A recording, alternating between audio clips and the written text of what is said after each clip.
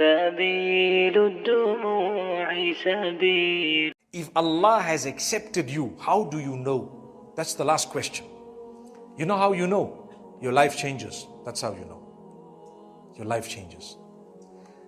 When you go for Hajj, it's easy to fulfill the Hajj, but how do I know my Hajj was accepted? I will know it if I come back and things have changed in my life positively. When you fast in Ramadan, your life changes, you're forgiven and all the sins are wiped out. How do I know that Ramadan was accepted? When Ramadan exits and you know your life has changed. Something good has happened here. There's a good vibe. I'm now going to the mosque all the time. That's a sign Allah's forgiven you. It's a very good sign. When you seek forgiveness of Allah, how do you know Allah's forgiven you? When you quit a few of these things and your life changes somehow. Warm. Sometimes it happens because of the death of someone close to you. Your life changed. That death was a mercy for you. Subhanallah. Your life changed because you start thinking, gosh, my wife is gone. Guess what? I'm next.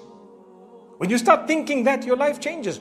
Look forward to the day that you're going to meet with Allah, and Allah Almighty will bless you in a billion ways. Look forward. It's going to be the best day. The best day. Because we're trying. We're packing away our salah. We're packing away good deeds. We're cleansing our hearts. We're removing hatred, malice, jealousy, envy, etc. against others from our hearts. You got a clean heart and you're trying to worship Allah and you're constantly seeking forgiveness. You don't need much more than that.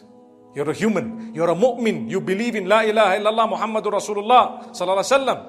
And you're trying very hard. Allah says, you did it. You have succeeded. That's what success is. May Allah subhanahu wa ta'ala grant us all Jannatul Firdaus. We are human. We commit sin.